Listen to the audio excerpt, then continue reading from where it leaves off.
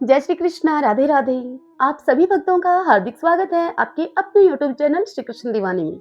आज आप सुन रहे हैं मार्गशीर्ष मास महात्म्य का 30वां अध्याय। तो आइए सर्वप्रथम प्रभु का स्मरण करते हुए आप सभी जन मेरे साथ बोलिए। कृष्णं नारायणं वंदे, कृष्णं वंदे व्रज प्रियं, कृष्णं द्वैपायनं वंदे, कृष्णं वंदे प्रथासुतम्। श्री लक्ष्मी नारायण भगवान की जय। श्री राधा कृष्णाभ्याम नमो नमः। ओम नमो भगवते वासुदेवाय। श्री भगवान इस महात्म्य का वर्णन करते हुए ब्रह्मा जी से कहते हैं कि ये ब्राह्मण, संसार में काशी आदि पुरियां भी मोक्ष को देने के लिए प्रसिद्ध हैं, फिर भी उनमें मथुरा ही धन्य है, क्योंकि वह मनुष्यों को 4 प्रकार की मुक्ति प्रदान करती है। मथुरा में आकर मरे हुए कीट पतंग आदि भी चतुर्भुज रूप को प्राप्त होते हैं।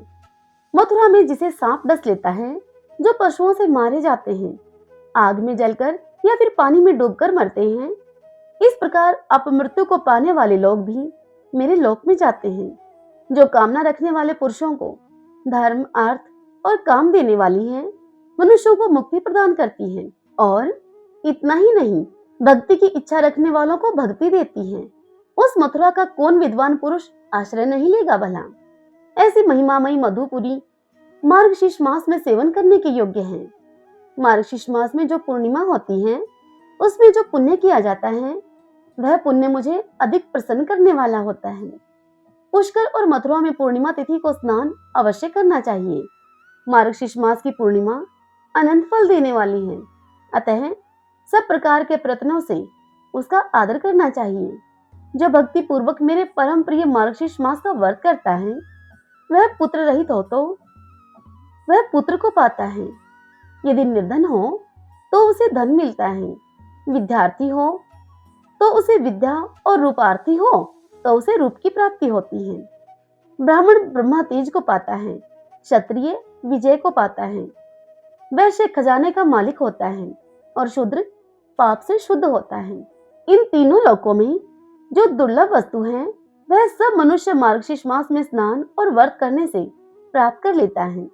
मुझको वश में करने वाली उत्तम भक्ति सर्वथा ही दुर्लभ है। वह भी इस मार्गशीर्ष मास का महात्म्य श्रवण करने पर मनुष्य को प्राप्त हो जाती है। हरि ओम तत्सत। ओम नमो नारायण। ओम नमो नारायण। भक्तजनों, मार्गशीर्ष महात्म्य की संपूर्ण कथाएं इस अध्याय की कथा के साथ ही हमने सुन ली हैं। हे भगवान, इन कथाओं को सुनाने अथवा सुनने में यदि हमसे कोई त्रुटि रह गई हो तो इसके लिए आप हमें क्षमा कीजिए। इन त्रुटियों को आप पूर्ण कीजिए, सभी को यथा योग्य फल दीजिए। आइए अब हम श्रीमद् भगवद गीता के आखिरी अध्याय 18 के महात्म्य की कथा का श्रवण करें। 17वें अध्याय का महात्म्य सुनने के बाद श्री पार्वती जी ने कहा श्री महादेव जी से कि भगवान, आपने 17वें अध्याय का महात्म्य हमें बतलाया, अब आप 18वें अध्याय के महात्म्य का हमसे वर्णन कीजिए। यह सुनकर श्री महादेव जी ने कहा कि हे गिरिनंदिनी, जिनमें आनंद की धारा बहाने वाले 18वें अध्याय के पावन महात्म्य को, जो कि वेद से भी उत्तम है, अब तुम उसे श्रवण करो। यह संपूर्ण शास्त्रों का सर्वस्व कानों में पड़ा हुआ रसायन के समान तथा संसार की यातना जाल को छिन्न भिन्न करने वाला है। सिद्ध पुरुषों के लिए यह परम रहस्य की वस्तु है। इसमें अविद्या का नाश करने की पूर्ण क्षमता है। यह भगवान विष्णु की चेतना तथा सर्वश्रेष्ठ परम पद है। इतना ही नहीं, यह विवेकमयी लता का मूल, काम, क्रोध और मद को नष्ट करने वाला, इंद्र आदि देवताओं के चित्त, उनके चित्त का विश्राम मंदिर तथा सनक सनंदन आदि महायोगियों का मनोरंजन करने वाला है। इसके पाठ मात्र से यमदूतों की गर्जना बंद हो जाती है। हे पार्वती, इससे बढ़कर कोई भी ऐसा रहस्यमय उपदेश नहीं है जो कि संतप्त मानवों के त्रिविध ताप को हरने वाला और बड़े बड़े पातकों का नाश करने वाला हो। 18वें अध्याय का लोकोत्तर महात्म्य है। इसके संबंध में जो पवित्र उपाख्यान है, उसे भक्ति पूर्वक तुम सुनो। उसके श्रवण मात्र से जीव समस्त पापों से मुक्त हो जाता है। मेरुगिरी के शिखर पर अमरावती नाम वाली एक रमणीय पुरी है। उसे पूर्व काल में विश्वकर्मा ने बनाया था। उस पुरी में देवताओं के द्वारा सेवित इंद्र अपनी पत्नी सची के साथ निवास करते थे। एक दिन वे सुखपूर्वक बैठे हुए थे। इतने में ही उन्होंने देखा कि भगवान विष्णु के दूतों से सेवित एक अन्य पुरुष वहां पर आ रहा है। इंद्र उस नव आगत पुरुष के तेज से तिरस्कृत होकर तुरंत ही अपने मणिमय सिंहासन से मंडप में गिर पड़े। तब इंद्र के सेवकों ने देवलोक के साम्राज्य का मुकुट इस नूतन इंद्र के मस्तक पर रख दिया। नूतन इंद्र जो नव आगत पुरुष था उसे कहा जा रहा है यहाँ। फिर क्या था? फिर तो दिव्य गीत गाती हुई देवांगनाओं के साथ सब देवता उनकी आरती उतारने लगे। ऋषियों ने वेद मंत्रों का उच्चारण करके उन्हें अनेक आशीर्वाद दिए। रंभा आदि अप्सराएं उनके आगे नृत्य करने लगी। गंधर्वों का ललित स्वर में मंगलमय गान होने लगा। इस प्रकार इस नए इंद्र को 100 यज्ञों का अनुष्ठान किए बिना ही नाना प्रकार के उत्सवों से सेवित देखकर उस पुराने इंद्र को बड़ा ही विस्मय हुआ। वे सोचने लगे कि इसने तो मार्ग में न ही कभी पोशाला बनवाए हैं, न ही कभी पोखरे खुदवाए हैं और न ही पथिकों को विश्राम देने वाले बड़े बड़े वृक्ष ही लगवाए हैं। अकाल पड़ने पर अन्नदान के द्वारा इसने प्राणियों का सत्कार भी नहीं किया है। इसके द्वारा तीर्थों में, सत्र और गांवों में यज्ञ का अनुष्ठान भी नहीं हुआ है। फिर भी इसने यहाँ भाग्य की दी हुई ये सारी वस्तुएं कैसे प्राप्त की हैं? इस चिंता से व्याकुल होकर पुराने इंद्र भगवान विष्णु से पूछने के लिए वेग पूर्वक अब क्षीर सागर के तट पर गए। तदंतर वहां अकस्मात अपने साम्राज्य से भ्रष्ट होने का दुख निवेदन करते हुए वे कहने लगे। इंद्र ने श्री भगवान से कहा कि हे लक्ष्मीकांत, मैंने पूर्व काल में आपकी प्रसन्नता के लिए 100 यज्ञों का अनुष्ठान किया था। उसी के पुण्य से मुझे इंद्र पद की प्राप्ति हुई थी। किंतु इस समय कोई दूसरा ही स्वर्ग में इंद्र का अधिकार जमाए बैठा है। उसने तो न कभी धर्म का अनुष्ठान किया है और न ही कभी यज्ञों का अनुष्ठान किया है। फिर उसने मेरे दिव्य सिंहासन पर कैसे अधिकार जमाया है? यह सुनकर श्री भगवान बोले कि हे इंद्र, वह गीता के 18वें अध्यायों में से 5 श्लोकों का प्रतिदिन जप करता है। उसी के पुण्य से उसने तुम्हारे उत्तम साम्राज्य को प्राप्त कर लिया है। गीता के 18वें अध्याय का पाठ सभी पुण्यों का शिरोमणि है। उसी का आश्रय लेकर तुम भी अपने पद पर स्थिर हो सकते हो। भगवान विष्णु के ये ऐसे वचन सुनकर और उस उत्तम उपाय को जानकर इंद्र ब्राह्मण का वेश बनाए हुए अब गोदावरी के तट पर गए और फिर वहां जाकर उन्होंने कालिका ग्राम नामक उत्तम और पवित्र नगर देखा, जहां पर कि काल का भी मर्दन करने वाले भगवान कालेश्वर विराजमान हैं। वहीं गोदावरी तट पर एक परम धर्मात्मा ब्राह्मण बैठे थे, जो कि बड़े ही दयालु और वेदों के पारंगत विद्वान थे। वे अपने मन को वश में करके प्रतिदिन गीता के 18वें अध्याय का जप किया करते थे। उनको देखकर इंद्र ने बड़ी प्रसन्नता के साथ उनके दोनों चरणों में अपना मस्तक झुकाया और उन्हीं से 18वें अध्याय को पढ़ा। फिर उसी के पुण्य से उन्होंने श्री विष्णु का सायुज्य प्राप्त कर लिया। इंद्र आदि देवताओं का पद बहुत ही छोटा है। यह जानकर वे परम हर्ष के साथ उत्तम वैकुंठ धाम को गए। अतः यह अध्याय मुनियों के लिए श्रेष्ठ परम तत्व है। ये देवी पार्वती 18वें अध्याय के इस दिव्य महात्म्य का वर्णन अब समाप्त हुआ। इसके श्रवण मात्र से मनुष्य सभी पापों से छुटकारा पा जाता है। इस प्रकार संपूर्ण गीता का पाप नाशक महात्म्य में बतलाया गया है। हे महाभागे, जो पुरुष श्रद्धा युक्त होकर इसका श्रवण करता है वह समस्त युगों का फल पाकर अंत में श्री विष्णु का सायुज्य प्राप्त कर लेता है। हरि ओम तत्सत। ओम नमो नारायण। ओम नमो नारायण।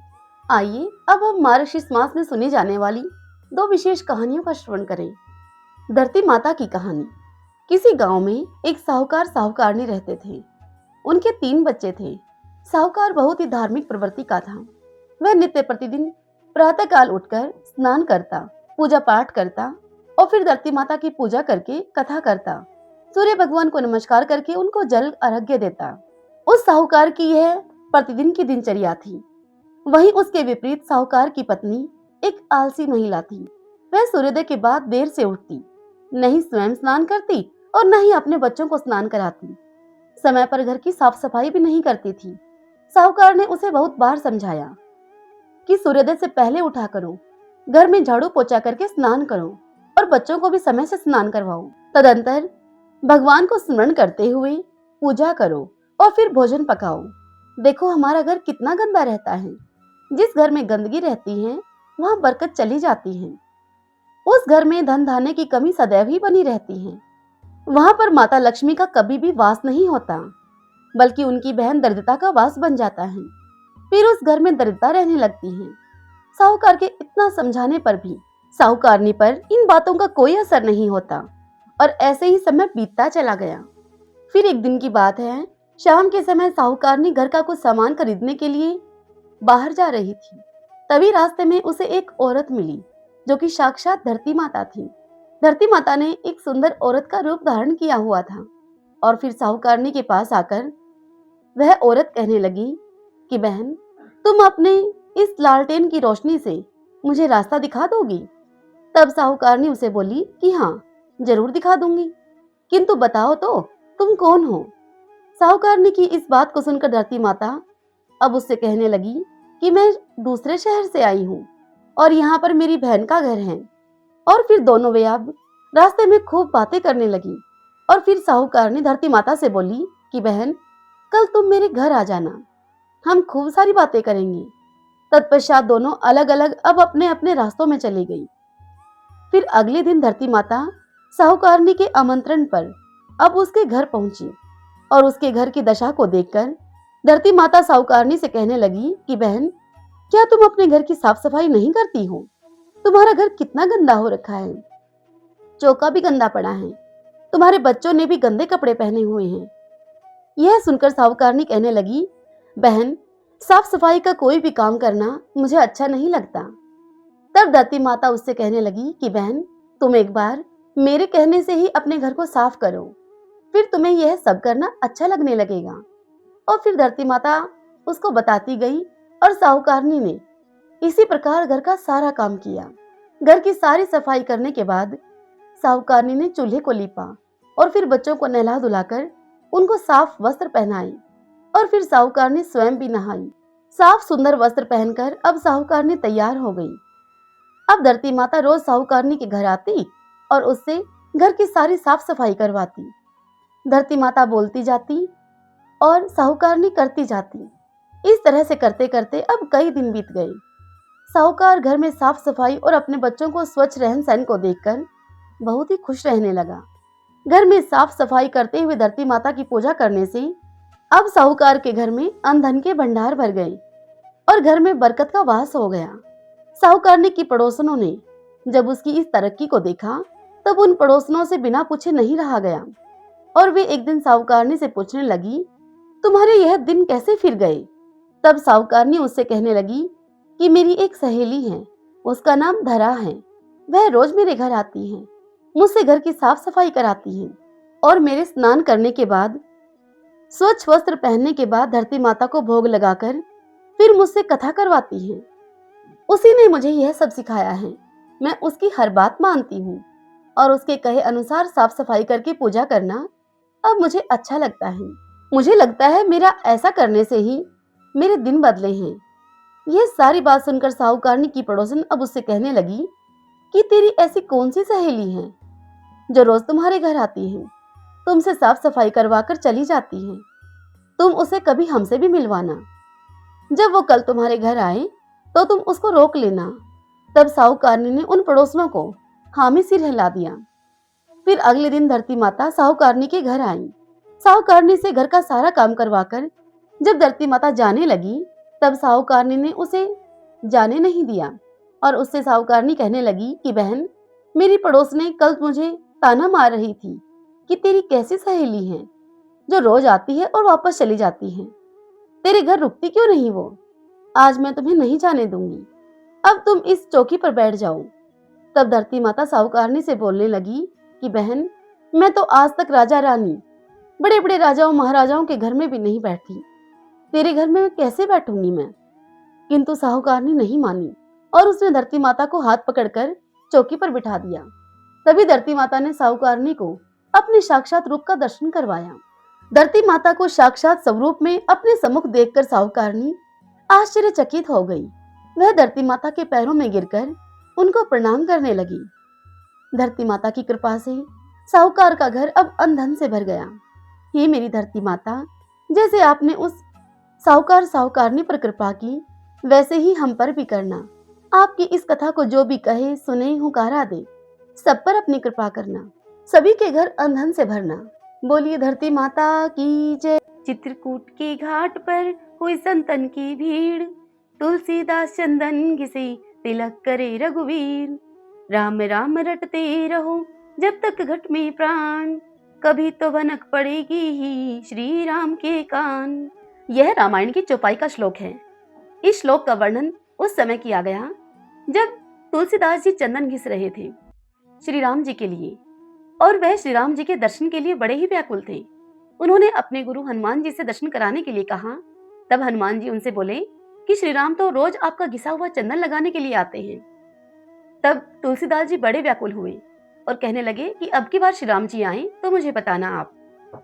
जब श्री राम जी दूसरे दिन चंदन लगाने के लिए आए, उस समय तुलसीदास जी चंदन घिस रहे थे और उनके गुरु हनुमान जी तोते के रूप में वहीं पास में ही एक वृक्ष पर बैठे हुए थे। जैसे ही राम जी आए और चंदन लगाया, तुरंत ही वृक्ष पर बैठे हुए हनुमान जी, जो कि तोते के रूप में थे, उन्होंने तुरंत ही यह श्लोक बोला जो अभी अभी आपको सुनाया है। विष्णु भगवान की कहानी। एक सेठ सेठानी थे। सेठानी विष्णु भगवान की पूजा किया करती थी, लेकिन सेठ जी को यह अच्छा नहीं लगता था। सेठ जी ने सेठानी को घर से निकाल दिया। अब वह चलते चलते अब जंगल में जा पहुंची। वहां पर 4 आदमी मिट्टी खोद रहे थे। सेठानी वहां जाकर उनसे बोली कि भाई, मुझे नौकरी पर रख लो। तब उन चारों आदमियों ने उस सेठानी को नौकरी पर रख लिया। मिट्टी खोदने से सेठानी के हाथों में अब छाले पड़ गए और उसके सिर के बाल उड़ गए। यह देखकर वे आदमी बोले कि बहन, तुम किसी अच्छे घर की मालूम होती हो, तुम ऐसा करो, तुम हमारे घर का काम कर दिया करो। यह सुनकर सेठानी ने हाँ में सिर हिलाया। तब वे सेठानी को अपने घर ले गए। अब सेठानी उनके घर में रहकर उनके घर के कामकाज करने लगी। वे सब रोज 4 मुट्ठी अनाज लेकर आते थे और चारों उस अनाज को बांटकर खाते थे। यह देखकर सेठानी बोली कि कल से 8 मुट्ठी अनाज लेकर आना। अगले दिन वो 8 मुट्ठी अनाज लेकर आए। यह देखकर सेठानी आप पड़ोसन से आग मांग कर लाई और सेठानी ने भोजन बनाया, विष्णु भगवान को भोग लगाया और फिर सबको भोजन परोसा। तब सभी आदमी कहने लगे कि बहन, भोजन तो बड़ा स्वाद है। तब बहन बनी हुई सेठानी कहने लगी कि भाई, भगवान का जूठा है तो स्वाद तो होगा ही। उधर वह सेठ अब भूखा मरने लगा। सेठ से सभी लोग कहने लगे कि यह तो सेठानी के भाग का खाया करता था। अब सेठ अपनी सेठानी को ढूंढने के लिए घर से निकल पड़ा। ढूंढते ढूंढते वह भी उसी जंगल में आ गया। वहां उसने उन्हीं 4 आदमियों को मिट्टी खोदते हुए देखा। सेठ ने उनसे कहा कि भाई, मुझे नौकरी पर रख लो। तब वे बोले कि ठीक है भाई, तू भी मिट्टी खोद ले। अब वह भी मिट्टी खोदने लग गया। मिट्टी को खोदने से उसके हाथ में छाले पड़ गए और सिर के बाल भी उड़ गए, क्योंकि वह तो सेठ था। मजदूरी करना उसके कहां बस की बात थी। यह देखकर वे आदमी कहने लगे कि भाई, तुम अच्छे घर के लगते हो, तुम हमारे घर पे रह लिया करो, घर के छोटे मोटे काम कर दिया करो। और वह उसे अब अपने घर अपने साथ ले गए। वहां जाकर सेठ ने सेठानी को पहचान लिया, लेकिन सेठानी ने नहीं पहचाना, क्योंकि सेठानी तो घूंघट में रहा करती थी। वह सभी से घूंघट करती थी। सेठानी ने अब शाम हुई तब भोजन बनाया, विष्णु भगवान को भोग लगाया और सभी को भोजन परोसने लगी। जब वह सेठानी सेठ की थाली परोसने लगी तो विष्णु भगवान ने उस सेठानी का हाथ पकड़ लिया। तब उसके भाई बोले कि बहन, ये क्या कर रही हो? तब वह सेठानी बोली कि भाई, मैं तो कुछ भी नहीं कर रही, मेरा हाथ तो विष्णु भगवान ने पकड़ रखा है। यह सुनकर उसके भाई बोले कि हमें भी अपने भगवान के दर्शन करवाओ बहन। तब सेठानी ने भगवान से प्रार्थना की तो विष्णु भगवान ने उन सभी को दर्शन दिए। फिर सेठ ने सेठानी से माफी भी मांगी। तत्पश्चात उन भाइयों ने अपनी बहन उस सेठानी को बहुत सा धन देकर सेठ जी के साथ विदा किया और फिर सेठ और सेठानी दोनों मिलकर विष्णु भगवान की पूजा करने लगे। उनके ऐसा करने से अब उनके घर में फिर से अन्न के भंडार भर गए। यदि कोई मनुष्य अपने घर में संपन्नता चाहता है तो वह इस कहानी को नित्य से सुने। इस कहानी का नियम संक्रांत से लिया जाता है। 1 साल तक इस कहानी को कहकर विष्णु भगवान का पीला पीताम्बर, पाव चने, पाव गुड़, 5.25 रुपए, लक्ष्मी जी का श्रृंगार का सभी सामान, साड़ी और दक्षिणा देवें। यह इसके उद्यापन की विधि है। पंछी शोभित कर मधुर नील जलद तन श्याम, अरुण अधर जनु बिंब फल नैन कमल अभिराम। पूर्ण इंद्र अरविंद मुख पीतांबर शुभ साज, जय मनमोहन मदन छवि कृष्ण चंद्र महाराज। जय यदुनंदन जय जगवंदन, जय वसुदेव देवकी नंदन, जय यशोदा सुत नंद दुलारे, जय प्रभु भक्तन के दृगतारे। जय नट नागर नाग नथैया, कृष्ण कन्हैया धेनु चरैया। पुनि नख पर प्रभु गिरवर धारो, आओ दीनन कष्ट निवारो। बंसी मधुर अधर ठर टेरो, होवे पूर्ण विनय यह मीरो। आओ हरि पुनि माखन चाखो, आज लाज भारत की राखो। गोल कपोल चिबुक अरुणारे, मृदु मुस्कान मोहिनी डारे। रंजित राजीव नैन विशाला, मुर मुकुट वैजयंती माला। कुंडल श्रवण पीत पट आचे, कटि किंकणी काचनी काचे। नील जलज सुंदर तनु सोहे, छबि लखी सुर नर मुनि मन मोहे। मस्तक तिलक अलक घुंघराले, आओ कृष्ण बांसुरी वाले। करि पय पान पुत नहीं तार्यो, अका बका का सुर मार्यो। मधुवन जलत अग्नि जब ज्वाला, भय शीतल लखतहि नंद लाला। सुरपति जब ब्रज चढ़यो रिसाई, मूसर धार वार बरसाई। लगत लगत ब्रज चहन बहायो, गोवर्धन नख धारी बचायो। रखी यशोदा मन भ्रम अधिकाई, मुख मह 14 भवन दिखाई। दुष्ट कंस अति उदम मचायो, कोटि कमल जब फूल मंगायो। नाथि काल ही तब तुम लीने, चरण चिन्ह दे निर्भय कीन्हे। करि गोपीन संग रास विलासा, सबकी पूर्ण करि अभिलाषा। केतिक महा असुर संहार्यो, कंस ही केश पकड़ि तै मार्यो। माता पिता की बंदी छुड़ाई, उग्रसेन कह राज दिलाई। मही से मृतक छौ सुत लायो, मातु देव की शोक मिटायो। भौमासुर मुर दैत्य सहारी, लाए 68 सहस कुमारी। दैव्य मही तृण चीर सहारा, जरा सिंधु राक्षस कह मारा। असुर बकासुर आदिक मार्यो, भक्तन के तब कष्ट निवार्यो। दीन सुदामा के दुख टार्यो, तंदुल 3 मुट्ठी मुख डार्यो। प्रेम की साग विदुर घर मांगे, दुर्योधन के मेवा त्यागे। लखी प्रेम की महिमा भारी, ऐसे श्याम दीन हितकारी।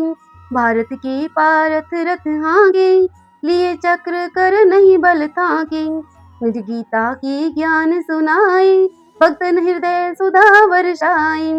मीरा थी ऐसी मत वाली, विष पी गई बजा कर के ताली।